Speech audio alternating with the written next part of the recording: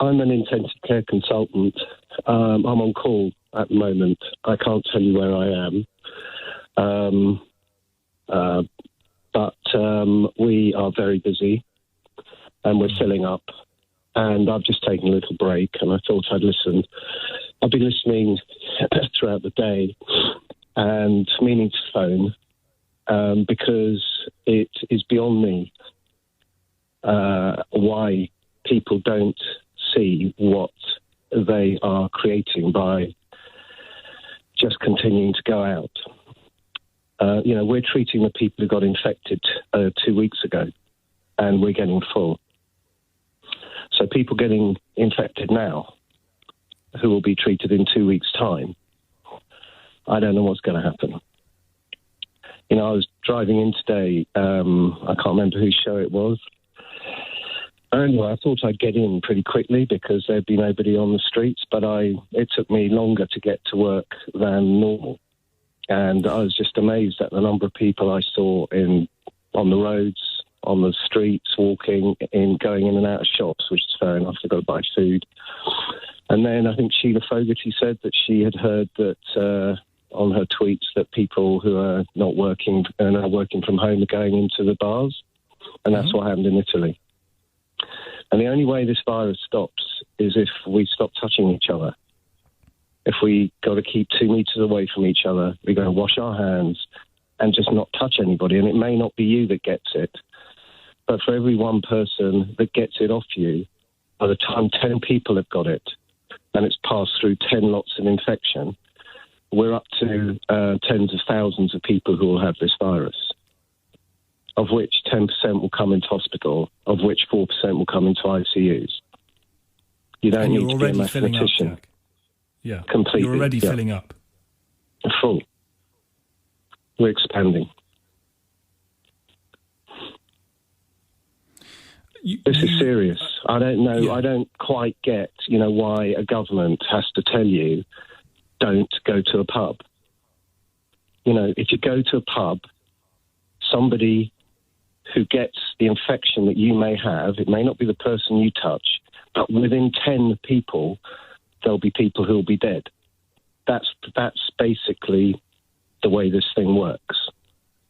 And I think anyone who goes for a Mother's Day thing to somebody's pub, it's beyond immoral.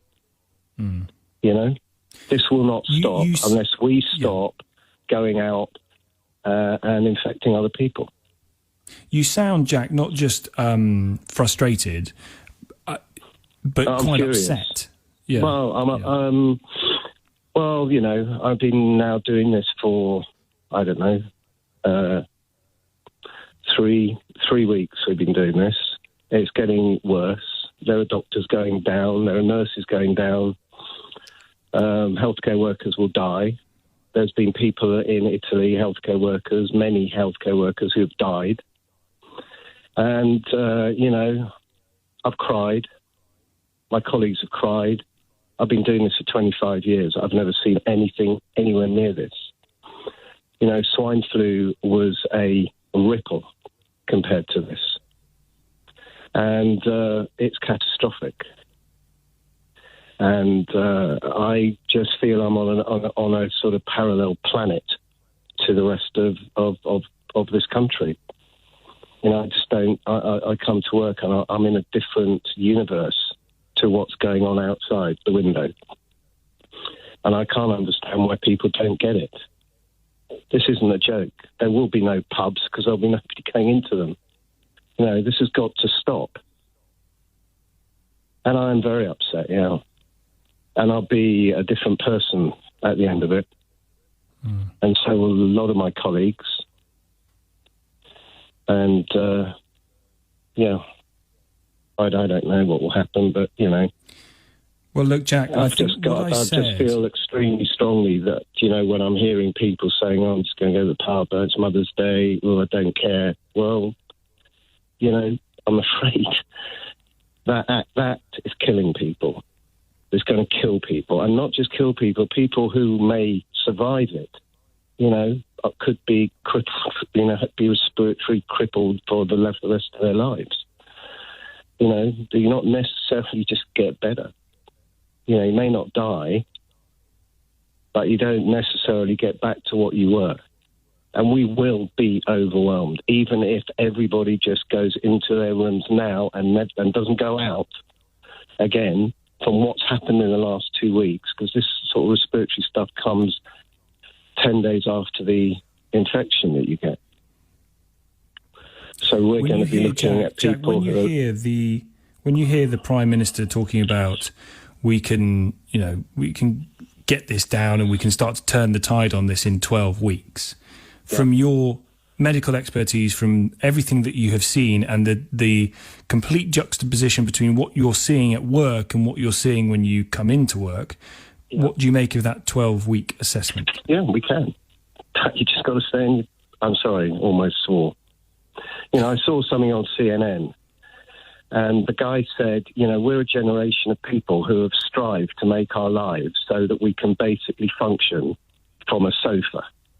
You can sit and watch Netflix, sit and watch Sky, order everything on Amazon, order anything on Ocado. You don't need to go out. When we were at war, in the war, not this war that we're in now, people were lying about their ages and lying about their health so that they could go into battle and fight and die for our country. All people are asking is for you to go and sit on your sofa. And I know that it's going to cause a lot of problems. I know I'm going to be getting paid and I can pay my mortgage, and I'm very lucky if I survive, But, which I may not do, I'm not, we don't know, right? But that's what people are being asked to do. It's not, that's it. The virus doesn't crawl under your door. The only way you'll get it is if you go to a pub or a club or a restaurant or go on the tube and you get it off somebody. If you sit in your house, you won't get it, right? And nobody else will get it. And the virus can only live if it goes from one person to another person. If that doesn't happen, the virus is gone. It's finished. And we may have to wait for a vaccination, and we may have to have a bit of inconvenience for a while. And I know that a lot of people are going to be, financially crippled, and that's not my remit, and I'm not in the government, and I can't deal with all of that. But, if we don't do it, we've had it.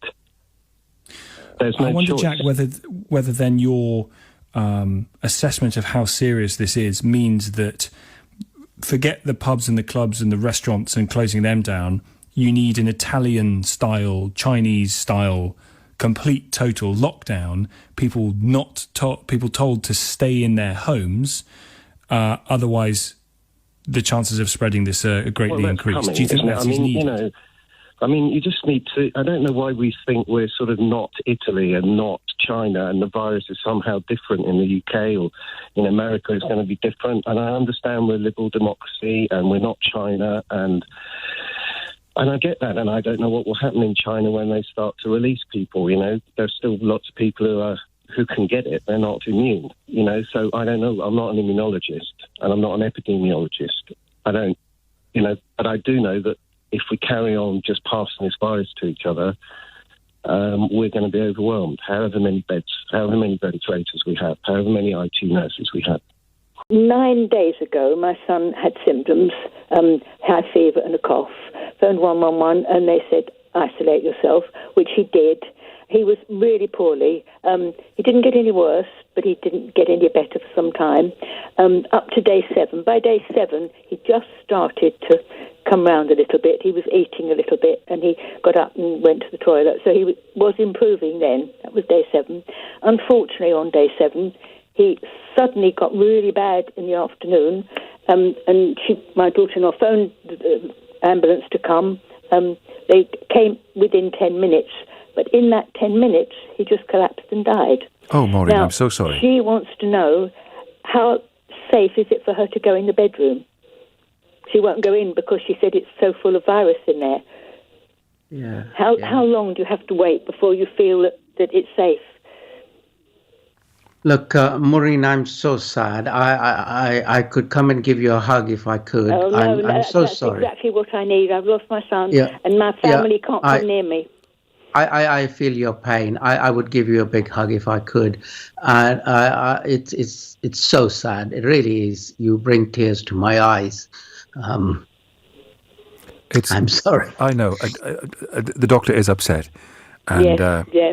Maureen, while the doctor just gathers himself, can I ask you, and I don't want to pry, right. Can you tell me more about your son? Okay, he's a London cab driver. He's 50. He was 57. No underlying, no health conditions at all. And he, if I just say, in that 10 minutes, he got out of bed to go to the toilet, he suddenly collapsed on the floor. My daughter-in-law, unfortunately, is high risk because she's got diabetes and asthma, but tried to give him mouth-to-mouth herself, but it didn't work. And the paramedics tried for about an hour, and that didn't work. And so now he's with coroner. And look, it's such a shock because Yes. it was so sudden, so severe that she now doesn't know what to do. She won't go in, not for any other reason. She said she wants to go in and make the bed, because she's been sleeping in the lounge now, so she wants to go in and have a look at. But she just won't go in case it's full of virus. Look, Maureen, don't worry about that room. Most of these viruses will have perished over a period of time, and just take it easy. I don't want you to feel that place is virulent and it's going to harm you. You just allow some time, and if you can't bear it, just give it some time. You can go into that room quietly, gently, when you're ready for it. I wouldn't worry that, look, there are these viruses hanging out there waiting to harm you. If you wish, give it a little surface cleaning, especially the plastic areas where the virus persists for longer than on fabrics and soft furnishings. I am very sorry. Please take care. I know. Well, the whole world is a very sad place at the moment, isn't it? Maureen, can I ask you, you're not living in the same place? Oh, no. But not very far. I'm just across the road, yes, yeah. Right. So all the time that he was there, of course, I couldn't see him. And now you've lost him and you still can't see him. Nobody went near. And we've done all the right things as far as we know. We've tried hard. So my other sons haven't even come down. I haven't even seen them because I won't let them come.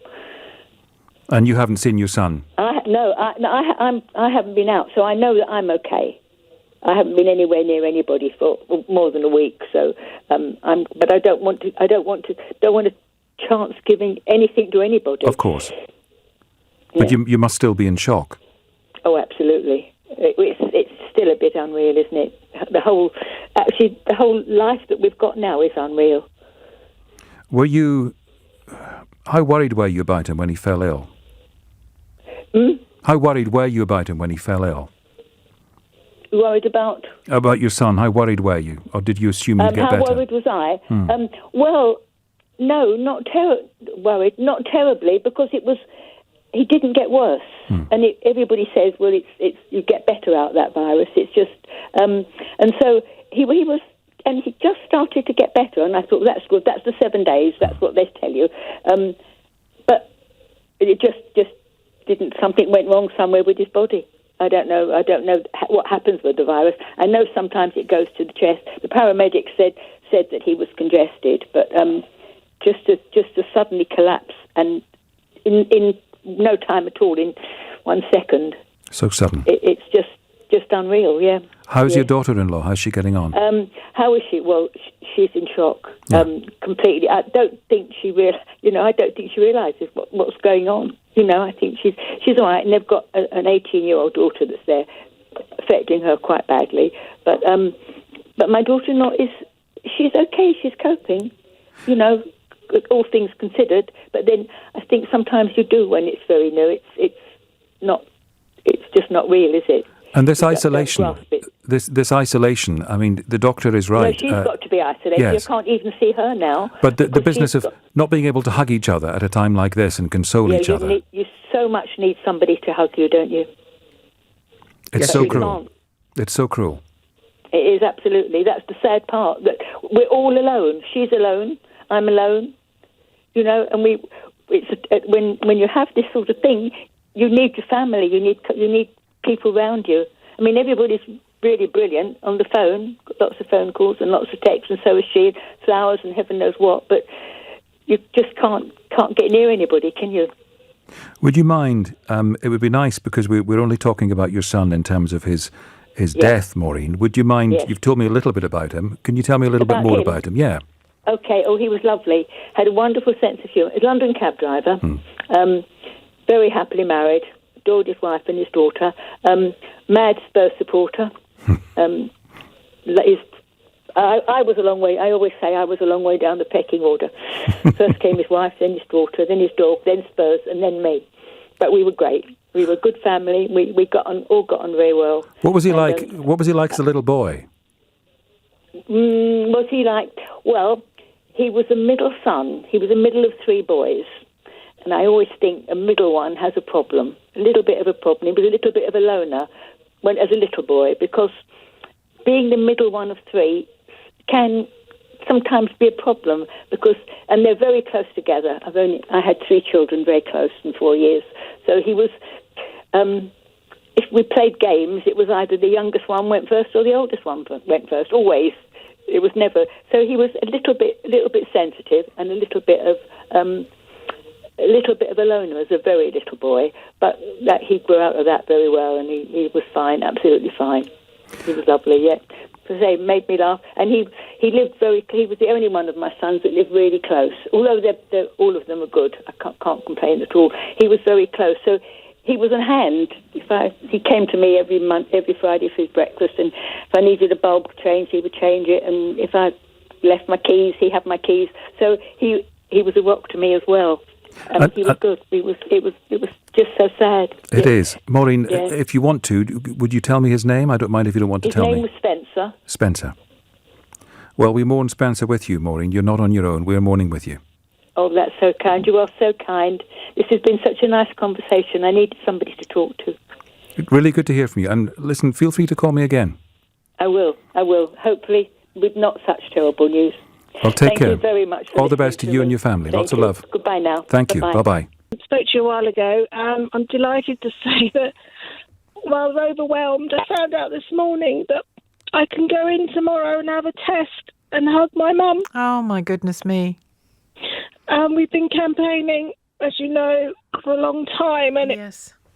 Every care home is making up their own decisions, despite what the headlines say, as we know, and I've known so many people that are still not able to visit at all, and I was just waiting all week to see what the home would say.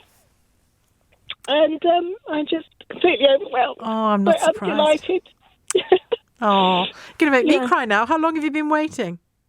The 14th of July. Oh, my God. Such a long time. And which is not as long as some people, Sheila. Some people haven't even seen their parents or their loved ones for months and months and months. But it's a long time. I saw Mum this morning, just the outside-inside visit, which are very difficult because she has dementia and lack of capacity. But she knows you. I hope so. It's difficult to tell. But I told her what was going to happen. I don't know if she understood. But I just can't wait for the morning. I just hope it's a negative test. So, fingers crossed, I'm sure it will be. And what provision have they made? Are they expecting you to wear, obviously testing, but are they expecting you to wear PPE as well? Or? Well, there's a choice. They're asking us to pay £10 for the rapid flow because they don't actually get given them at the moment free, which is fine. And then I can go in, and if I'm in Mum's room, I don't need to wear any PPE. If you do, there's also a weekly test you can have that will take about 24, 48 hours to come back, and then that lasts a week, but you're not as, it says you have to wear full PPE, and it says that you can't, if you do that test, not supposed to have contact. So there's a big difference, and I don't contact know. With the loved one? Yeah, with your mum. and I don't know, the science and how that actually works, but I didn't want to wait anyway, so I said if I could have one tomorrow. Yes. And I am going to. So Yeah, I do. You do it yourself. They've sent instructions, and then you go and wait in your car. Yeah, I've done it. I did it because I've been up in Liverpool a lot, as you know, and the lateral flow is the one I've been getting. It's for asymptomatic people. Well, it's been used for asymptomatic people, and you just do it yourself, as you say. Yeah. Hand over the stick, and just wait, and then get a phone call in the car. So I'm just praying it's negative, and that hopefully it will be. Yeah. And then I can go in, and I can't. It's just very emotional. Yes, yeah, no, I can hear it, and of course it's emotional. I was emotional this morning about the vaccine.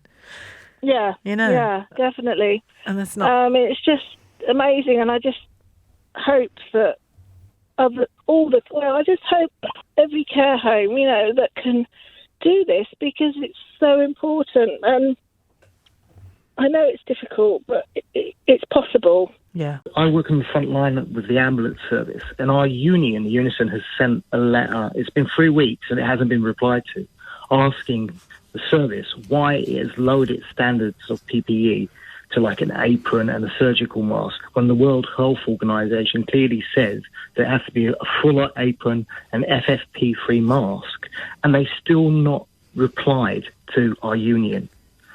And our union sent out a directive yesterday saying staff must be safe, and they have every right to demand this equipment and not do jobs if they believe they're unsafe. I read, you heard me read that text from Amanda, who says she's simply not going to go to work until she feels safer, until she feels that the PPE has been provided. I don't think any of us are going to sit in judgment on decisions like that. They are personal, and to a degree they are private. By contrast, of course, we now know of 3 doctors who have lost their lives, while partly, one frontline worker against COVID-19, but 2 others who've clearly contracted it, probably while going about their work. How much moral wrestling do you do, David? And what happens if you simply decide that you're not going to go into work until your political masters start doing their duty? Well, I've started my first day of isolation today. I've got symptoms, and I phoned my union rep, told it, and I phoned 1 or 2 colleagues, and I feel gutted. I feel let down by my employers. I feel let down by the NHS. I feel let down by my patients and my colleagues, because I know they need me out there as much as I want to be with them. And so you think you've caught it at work, and you think perhaps that could have been avoided if you'd had the equipment that you needed. I hope you don't hate me for saying this, but there's no way we can know that for sure, is there? Yes, there's no way. And the symptoms can vary from person to person. It's all the information coming out of Wuhan saying that there's a large amount of people will get very moderate symptoms. They might even just get nausea, vomiting, diarrhea, just a mild cough. And there are some that will get the full-on dry cough, high temperature above 38, and respiratory problems.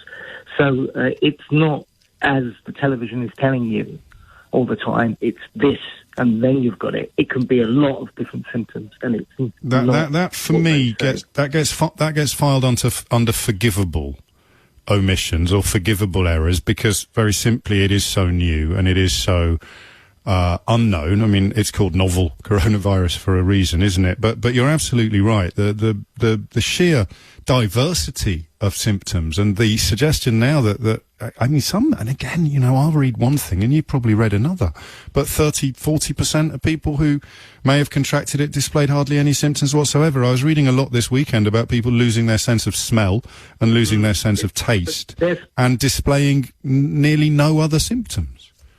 Well, there's some reports coming through that the people who lose their sense of smell are the super spreaders. I don't want to victimise them by their poor symptoms, but there's some facts coming through the Lancet and other things. That it may be that just by through their innocence rather than their ignorance, in that they didn't realise that they had it, and they've been marching around the place, going about their business, and no doubt spreading it as well. So you're now self-isolating for a fortnight. Do you?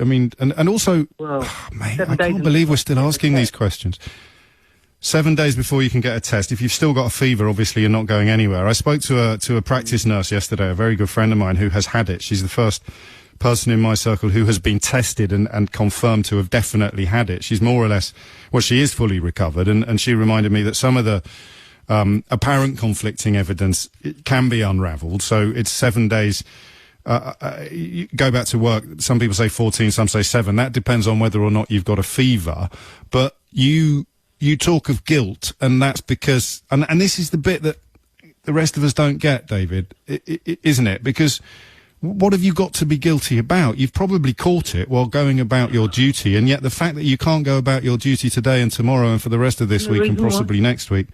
Yeah, go on. Because I've done this job for 15 years, and people give you a cup of tea and chocolate, and they really show their appreciation sometimes, but it just goes over your head. It's just a job. And the first time that I've done this job, and I really realised that I'm desperately needed and wanted, and it makes me sad. Because for now you can't be there. Well, would you allow me to suggest that you spend a little bit of time looking in the rearview mirror and reflect upon all the good you've done and all the help you've provided over the last 15 years. And while the situation right now might be more acute than anything, you are needed now, but you've done your bit, David. And you're sick, and this is going to go on for months, and we need you to look after yourself. We need you to take it easy. We need you to rest. And then when you're better, which you doubtless will be, you can get back out there and start slaying these dragons again, my friend. Come on. You've done more in 15 years than most of us will do in an entire lifetime to help the vulnerable and to help the sick. And just because the graphs are going off the scale now doesn't mean you should be beating yourself up for not being able to do more. Give yourself a break for everything you've already done. Please. But the problem is... No, sorry. I can see what's coming. I can see what's coming down the line, and it's not nice. And No, I know it isn't, which is why it's all the more important that people like you look after yourself. Not just physically, but mentally. Be kind to yourself. Trust me, there'll not be a single person listening to this programme who holds you in anything but the highest regard. And the fact that you now have to self-isolate because you're displaying symptoms is not a ground for guilt, David. It's grounds for some self-care. Get yourself back under the duvet. Look after yourself and get back... Go on. None of us would be in this job if we didn't want to care for others. That's our whole motive. Exactly. You'll be back in the game in a week or two. Promise me you'll try to look back over everything you've done rather than beating yourself up about what you can't currently do. Promise me that, please. Oh, yeah. Oh. I mean it, David. All right. And there it is. May I yes. add one more thing? Of course you may. It really meant a lot to us when we got boxes of chocolates on the dashboard, and when people were so kind to us, giving us 3 cups of tea out there. It really meant a lot. Thank you for everyone. Well, we'll all continue to do whatever we can, and I mean, thank you, David. Odd though it sounds, I think that nationwide round of applause probably did a heck of a lot more than anybody realised in advance than it would, and that's something we can certainly do again. But David, you've got me, mate, and it's only 10:30. You've got me right in the fields. Because the idea that you're beating yourself up down there in Croydon when you shouldn't be, it speaks volumes, doesn't it? I just want you to take care, and I mean what I said. Give yourself a break. Think of everything you've done, not what you can't currently do, because I promise you that's how everybody else will be looking upon your service to this country. Matt in Greenwich, hello there. Hi. Are you without any help at all? Yeah, so I work in advertising, and the whole business kind of came grinding to a halt in late February, early March. Not because of the way that my limited company is structured.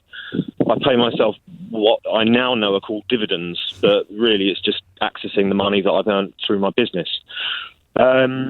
So I don't qualify for the same help that self-employed people do, or indeed people that have set up a pay-as-you-earn scheme with their limited company.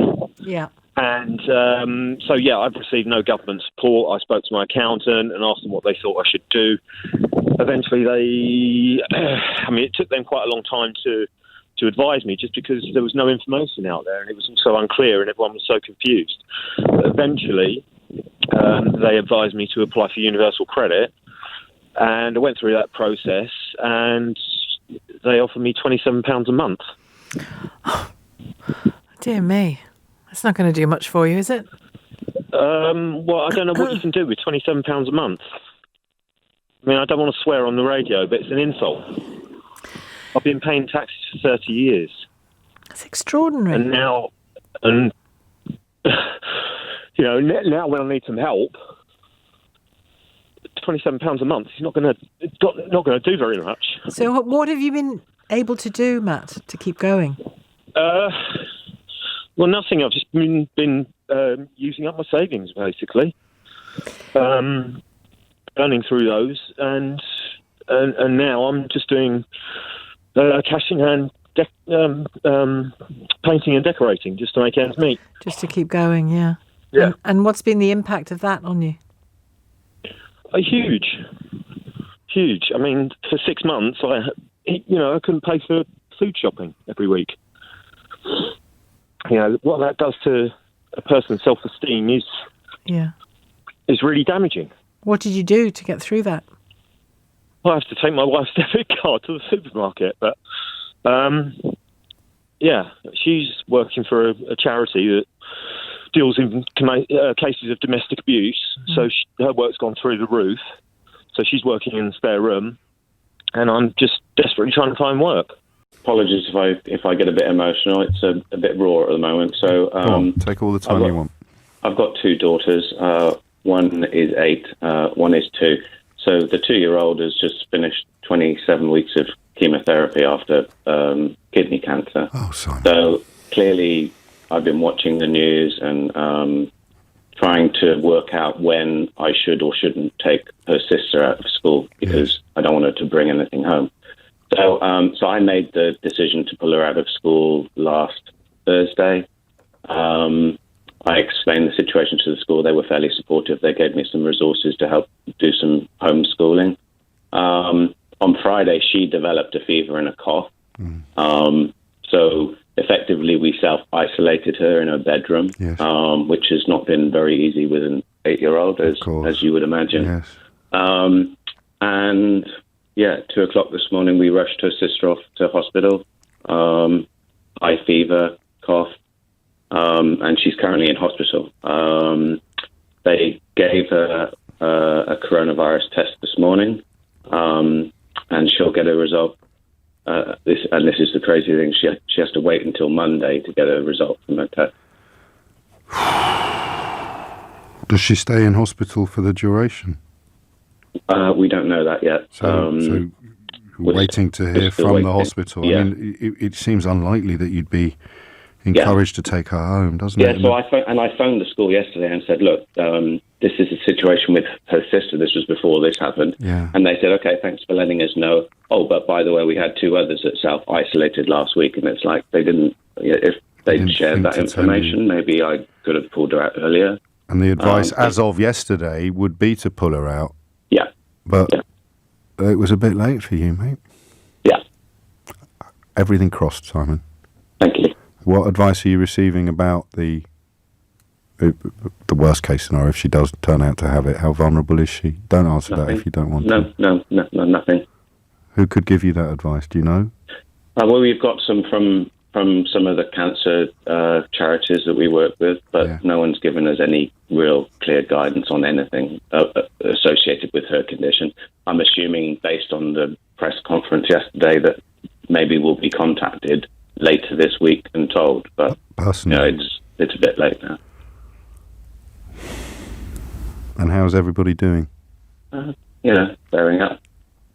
It's a tough time, this, mate, because you have to be strong. Well, we had a celebration 4 weeks ago. It was the end of her treatment. It was like, great, we can start to plan our lives, and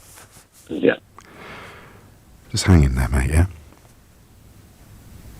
I don't know what to say to you, Simon. I really don't. Except, please God, the results on Monday come back the way we want them to come back, and if they don't, please God, she's all right. And I do. I mean, again, I can't keep saying this to people. So I would say to any parent who have any doubts, just trust your instincts. If you want to pull your kids out of school, pull your kids out of school. Right, you argue with Simon if you want to. I wouldn't dream of doing so in a billion years. And you know, avoid recriminations as well. You can only go with what's in front of you. Simon, we'll keep in touch if that's all right with you, but entirely on your terms. Entirely on your terms. It's, oh man, puts some of our problems or fears in rather stark perspective, doesn't it? Take care, Simon. Lots and lots of love from everybody listening. I understand people need something to hold on to. I understand that. So I'm a little bit upset at the moment. My mum's just passed away in the last 2 hours from coronavirus. I'm so sorry. It's disheartening to hear people put so much faith in something that to me is no basis, medieval. And for me, it's an insult. Doctors and the nurses and the medication and everything that goes into helping save people. And when I'm getting constantly now people sending consolation tonight. That's fantastic. And Pat, my heart goes out. I'm in the same boat as you, my darling. I haven't seen my kids for 2 weeks. I'm self-isolating because I've got symptoms because I was caring for my mum for 2 weeks at home before she went to hospital. So she's been confirmed and passed, and unfortunately, it looks like the same. It's with me that I'd be silly to think I haven't got it, but they won't test me, which I think is diabolical. And I can't. They won't test you, even though you were caring for your mother and she's died. They won't test you. No. The first time the ambulance come, they told me it was a urine infection, and because I'm here, I need to care for her. They sent 2 walkers in and a porta potty in and said, we'll set up a care plan for you, and left. Her temperature was 94. It went down to 90, and they said, because her temperature's going, we can go now. And that was it. I had 8 days of absolute. I'm not going to say that I can't blame anyone, but total care for my mum. And it was dignity side, obviously. It was full palliative care for someone that didn't understand what was going on. And for me, if there was a Lord, if there was a God, surely this shouldn't happen. And people need to suffer isn't right. How can that be right? It's just. And how long was she in hospital for? She went in on the 24th. I've kept a diary, Ian. I've kept a diary of what's gone on, how she had no medication. I don't go there waiting days and days for medication. I was scared to go out because I suspected she had it, but we only got diagnosed on her death. They didn't even tell us that she had it before she died. It was only once this evening they rang us, couldn't visit. She was in isolation and said she's passed. And yes, we're confirming it was coronavirus. She did have underlying COPD conditions. But even when I was listening to the paramedic upstairs, they were asking whether she had to go into hospital. The second time I had the ambulance round after caring for her for days and really struggling with my symptoms, I couldn't breathe myself. I was had running a fever myself. I was here.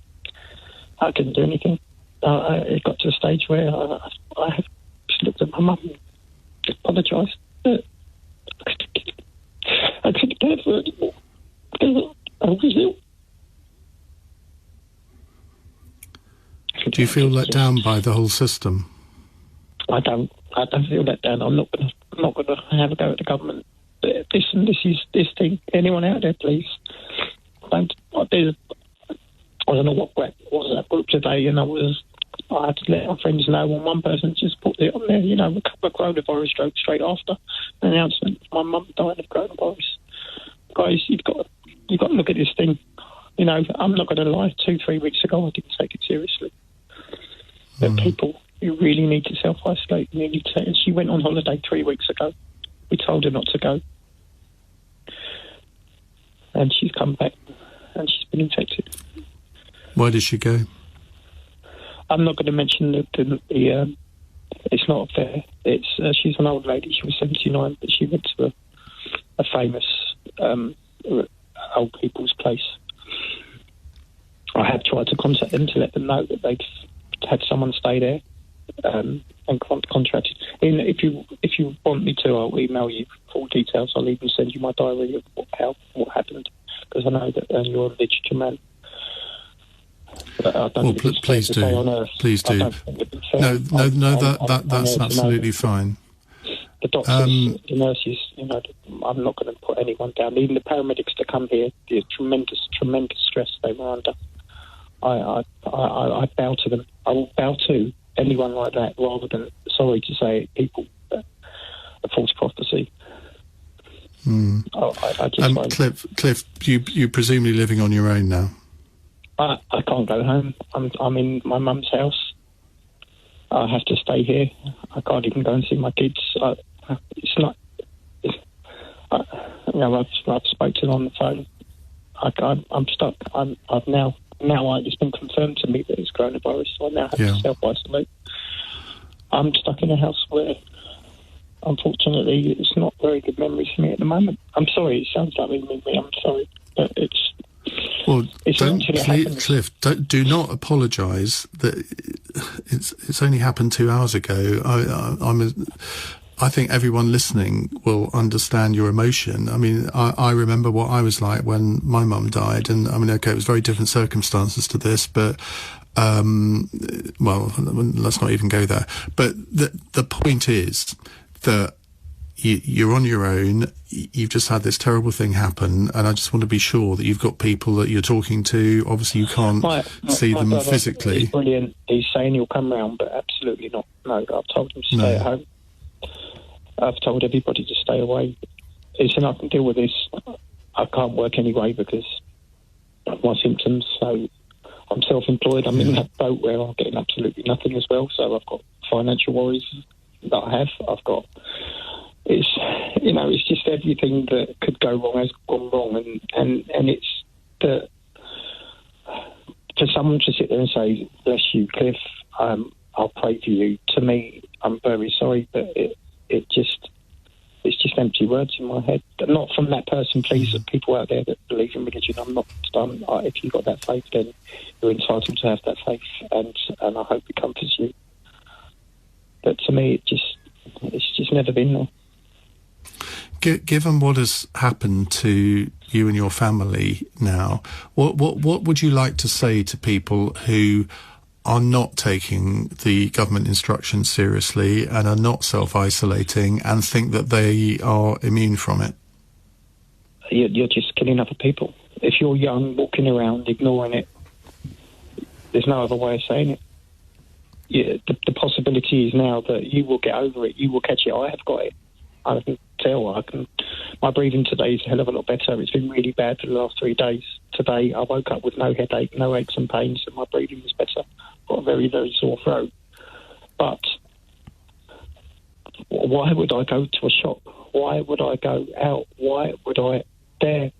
What right have I got to put someone through what I have just watched my mother go through? What right have I got to be so selfish? It's not something that you should do, guys. Any of you out there, please take it seriously. Listen, 2 weeks ago, I could quite possibly sat there and said, it's not going to happen. But hey, and I think we're going to find out in the next few weeks there's going to be a lot of people in the same boat. Please self-isolate. Well, I don't think Wales has ever come out of lockdown. We had 4 weeks where they had eat out and go out and enjoy yourself. We had 4 weeks really of that. And then we went back into local lockdown, which I've been in my town for 5 weeks. It was only meant to be 14 days. And now we're going into another lockdown. I think this will go on all through next year. I think we'll go into lockdown at Christmas. There'll be one then. Anybody who's got a business, look at their sick records of staff. You'll know that January, February, March. I think there'll be another one. I think it's just going to continue probably for another 2 years, like the Spanish flu. It's going to be a while. I think my worry is not had a penny of support from the government. I'm not a business rate payer. I'm a small business, self-employed. And I think it was just the furlough and the business rate payers have been helped. There's many, many businesses not being supported. And I've had not a penny. I think my fear is now is when they do open up again, in, say, 17 days' time, the borders are open, England's going to start coming back into Wales, we're back to square one. This is not going to go away. We need to be able to live with it and manage it. How are you surviving financially, Nikki? I've had to use all my savings, and I think unless it was because I had a 6-month break on my mortgage, I think I would be in a lot of trouble. I've had to use all my savings, all the money I had, cancel holidays, and it's been really, really tough. It's probably been one of the toughest things that I've had to deal with. And I think it's the fear of not knowing what we're going into in the future is very, very scary. What line of work are you in? What job do you do? Holiday let business, holiday letting. And of course, you could only have one group of people from one household, no more than 6 people. So many of the bookings were people going away in families and birthday celebrations. They haven't been able, I've lost thousands and thousands of pounds. And of course, you've got all the refunds. People leave deposits. Thousands and thousands of pounds have gone out, but nothing's coming. I haven't had a penny of support. I've tried all the grants, all the funds, all the business accounts. You cannot get a business account in the UK from any UK bank. They're all closed. You try and apply for one, you can't. You can't get one. You sound There's stressed. Not even any loans. You sound stressed just telling me about it. It is very, very worrying. Very worrying. When you hear about this new lockdown coming, and as you say, you've been through it, and the most recent lockdown you thought was 2 weeks, it went on for 5. Can you cope with it? It's horrible. You're just locked in. There's nothing to do. You know, I've done all the painting of the property. I've done all the things in the garden in the summer. There's nothing now. There's nothing left. It's just all just staying in. We're just waiting for it to end. Do you think people will abide by this week's lockdown? They are. People are abiding by. If you go in the supermarkets, everyone's got their mask on. Everyone's doing it. We shouldn't have the locked up. We shouldn't be locking up the healthy people. They should be out working. I've been in since March. I've hardly been out. I haven't seen my partner. I haven't seen my family. 4 weeks we had to see our family. I haven't seen my children. I speak to them now, FaceTime. My parents haven't seen their grandchildren. I haven't seen the new babies born. I haven't seen my sister since March. Do you have any faith? Do you have any faith, Nikki, that the measures are going to work? They're not going to work. This virus is here. This is nature. Nature's here to take the population down. The weak and the vulnerable is going to happen. But we've got to keep mindful of the people who are living. I'm petrified of losing my home. I'm petrified of losing everything. Have you spoken to your mortgage company again? Yes, they've given 6 months, but now it's back. It's back now. You've got to start paying again. There's no more relief. There's no funding. There is nothing. None of those grants, none of those things they say are here for us are here. I'm so sorry, Nikki. I'm so sorry. I've used all my savings. No one can live for 1 year with no money coming in. All my business and all my bookings have gone. Everyone. I'm going to be speaking to Mark Dreyford, the First Minister, in a little while. Is there anything I can ask him on your behalf? Yeah, he has a program called React. He also has a program called Kickstart. They're there to help people who lose their job, and I lost my job last year, to get off benefits and to get out there work. I lost a 50 grand a year job. I was losing everything. I went on his system, and then COVID came, and I had a business set up ready because I knew you can't live on £79 a week. Who's going to pay your mortgage? The government don't pay your mortgage. They only pay people who are on benefits and housing benefits. They don't save you. And I knew straight away I had to save. I had to make myself get a job. So I thought, I'll use all my skills and I'll set up my own business. And they put me through a program to help you get a new business. And I set it up through the government. And they haven't supported us. The people who they said were going to give you all. I had £2,000 funding for training courses. I did everything. The government wanted me to go back to work. And they didn't give me anything now. They've just left us. And now they're promoting those same programs, saying we've got Wales sorted because we've got React and we've got Kickstart. No, I'm still trying to get Kickstart from March. There's nothing. They're not giving you anything. They give you £69 or £79 a week, and that is it. Nothing else. You can't pay your gas, your electric, your car, your insurance, your mortgage. You can't pay anything. £69 a week. People would spend that going to the gym and just buying a few fruit juices. There's nothing there. So you're just constantly living on fear of knowing and just thinking, we've got to get back. Keep the vulnerable in. Lock away the people who need to be taken care of. Everyone will do that. We can't allow these businesses. I'm looking at the brewery, my village pub, Brains Brewery, one of the biggest employers in Wales. It's terrible. They're going to lose all of their pubs, all the businesses, the villages and all the rural towns here. We need the tourism, and I think they've killed it for Wales. What about your partner, Nikki? I haven't been able to see him. He doesn't live here. How's he getting on? Not good, because his business is suffering too. He's got a very, very successful business, and he's worried sick he's going to lose his business too. And we've all got our properties and houses against each as collateral and things. It's awful. I just think the government are just purely helping business ratepayers and furlough. Everyone else, they've just left. They can't say we're just the 5%. We're not just the 5%. I've worked all my life. I never asked to lose my job. The retail was doing bad and I lost my job. And the government got these programs which are crap. They don't work. They're a waste of money. Why am I still here now if these programs work? And I'm an educated person from a good job and I've got a £500,000 house. I'm going to lose everything. Nikki, I'm so sorry. First of all, I'll put your question to the First Minister, but also, I don't know if you know, we have our good friend Claire Barrett, who works at the Financial Times, and she's spoken over the months to many listeners in serious situations like yours. Would you mind if we passed on your details to Claire? Because she may well have suggestions for you that even someone as smart as you hasn't been able to think of. She may be able to suggest levers that you can pull that might help you in this terrible situation you're in. Would that be okay? Please, but I have tried. I've done everything. No, I'm sure you have, Nikki. They just keep saying no. Of course. And I can't promise that Claire will be able to help, but she's quite astonishingly good at knowing stuff that even you may not have thought of. So if I can pass on your details, I hope we can help you.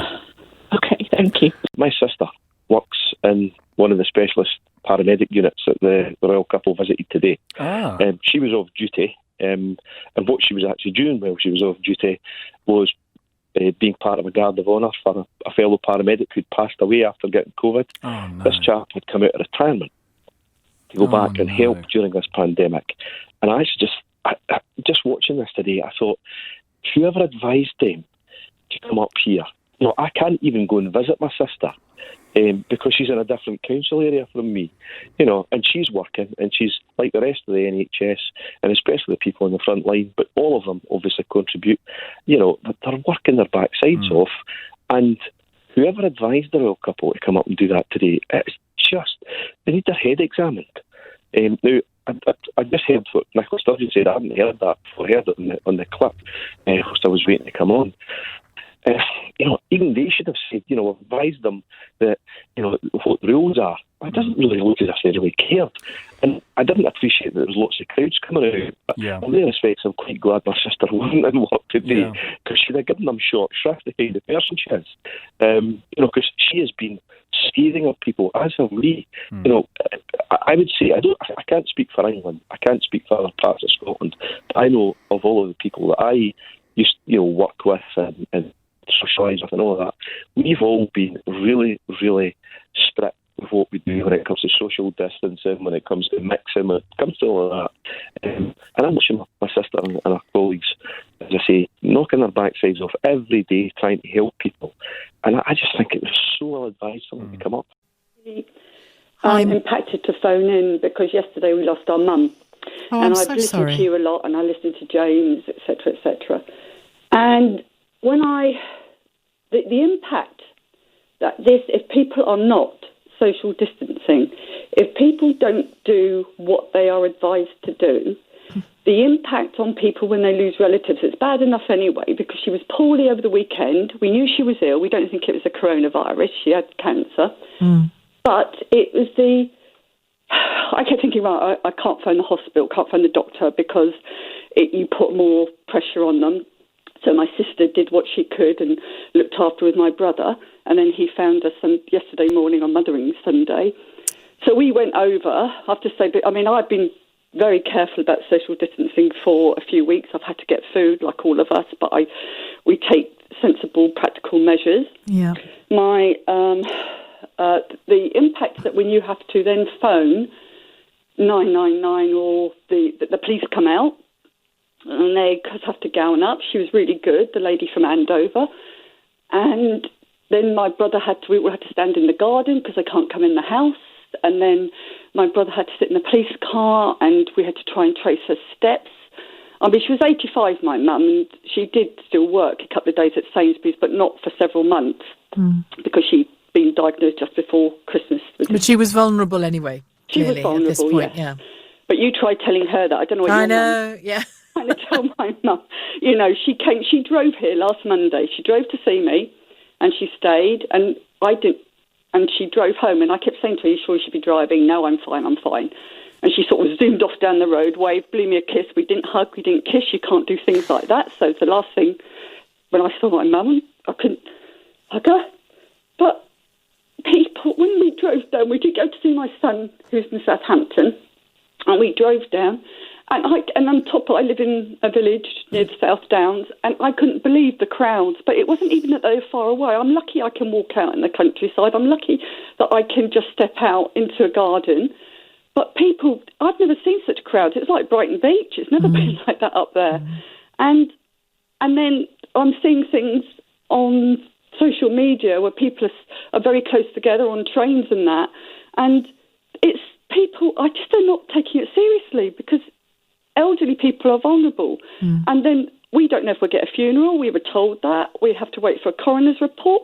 And because of the coronavirus, when you lose someone, it's even double impacted. It's just, we've got things we've got to do. We can't do anything. We don't know what to do. I don't know quite what the correct word is to describe my feelings about having you in the studio, Kate. You're always very welcome, but obviously I wish that the circumstances that bring you here today were not unfolding. We saw at the weekend that your husband, Derek, who has been in a coma for weeks after contracting COVID-19, the optimistic reports, I think, were perhaps a little bit too optimistic. Well, I think there's technical stuff, isn't there? So a coma is, I now know, these are the things that you learn that you didn't know before. Yes. But, you know, we think of a coma like in the movies where somebody is not moving and in essentially a vegetative state. That's the correct term.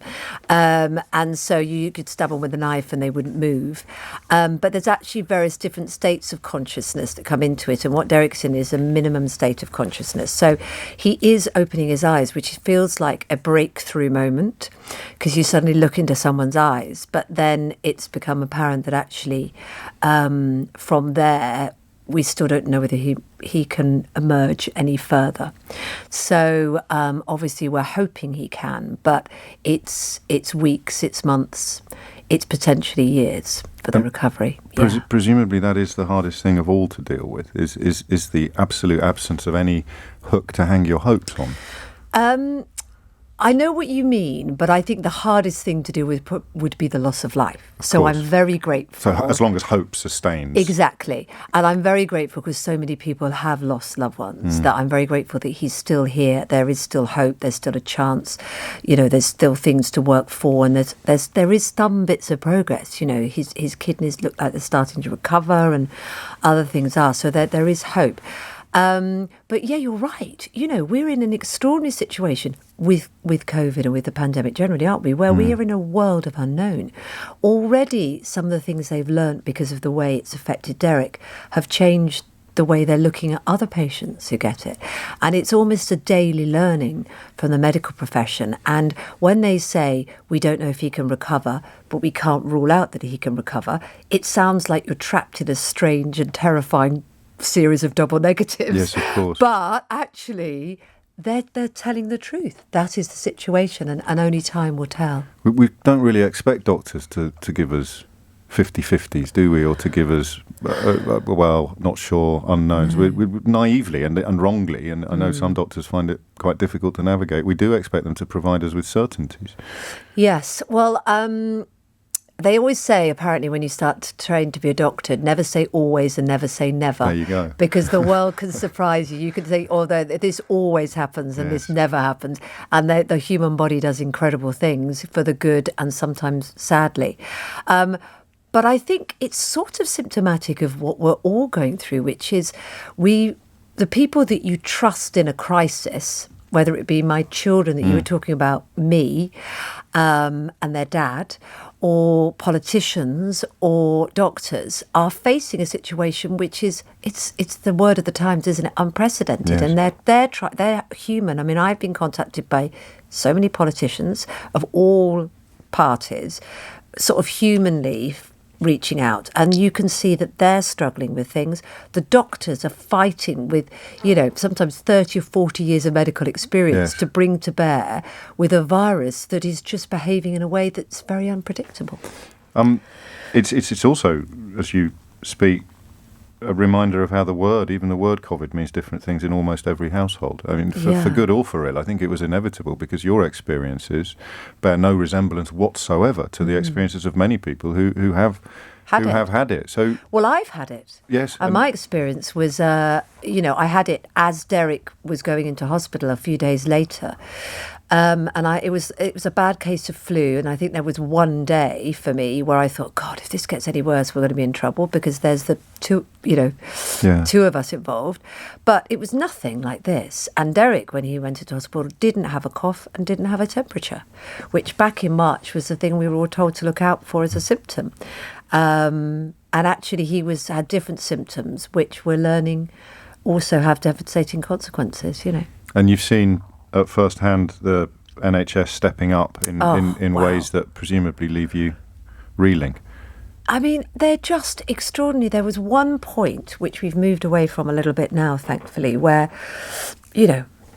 Derek was having essentially an artificial lung. There was blood coming out of one leg and going back into another, and oxygen was being put in. His liver was having full support. His kidneys were having full support. His heart was having full support. All these bits of kit were in operation, all requiring different things. So one thing needed anticoagulants, another needed other things. And they are, at a technical level, just balancing something that's so extraordinary. I just thought, these are people, they're all younger than me as well, half of them. A lot of people are these days, Jane. I just, and you're on the phone because obviously you can't visit, but you think, wow, you are extraordinary. But it's not just that, it's the nurses, it's the porters, it's the people that they assign to answer the calls, who are just extraordinary individuals in how they're doing it, all working, 3 times the shifts they should be, in frightening conditions, and doing wonderful things, and still able to learn and treat each patient with the same degree of commitment.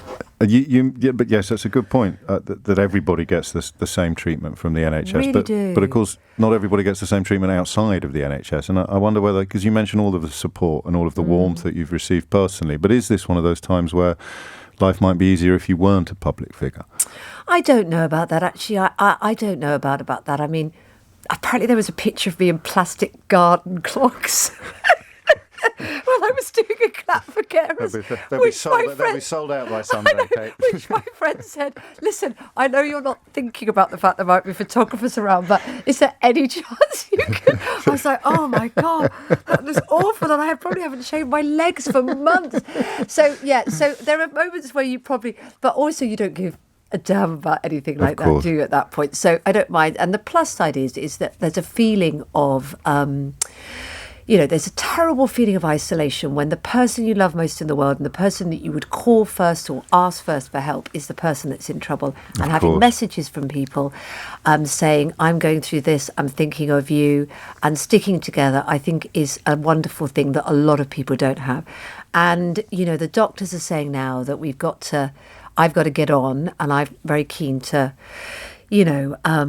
provide a safe, emotionally as well as practically, as in the short term, a bit of a single mum, get back on with work and get them focus on their schooling and all those things and get them back into life as we're all having to. So that's one of the lovely things that hopefully I can share that, and hopefully when I get back onto Smooth, your sister station. Yes, indeed. We can have that, yeah. And that is what the doctors have told you to do because of the thing we began this conversation with, which is the uncertainty of the length of the tunnel, or even, of exactly. course, what's we out the don't end know of the it. destination. We don't know how long it's going to be. You have to take everything a day at a time and hope for progress. And also... But, you know, I keep saying to him, so I FaceTime him because we're trying to give him familiar voices and sounds and music he loves. So I've got an iPad in there which I can talk to him through. Have you not been to the bedside at all? It's a very difficult I know situation. it is. I just obviously any question I ask you, you're more than welcome to. No. I mean, I'm hoping to be able to, but because where he is now is completely COVID free, they're extra concerned. Of course. Because it's not just people in direct situations that are recovering from COVID. It's people that are all having serious operations and things that are very vulnerable. So I'm trying to sort of, I am pushing quite hard. I'm sure you are. But I'm also conscious of keeping everybody, including the staff, safe because that doesn't help anybody.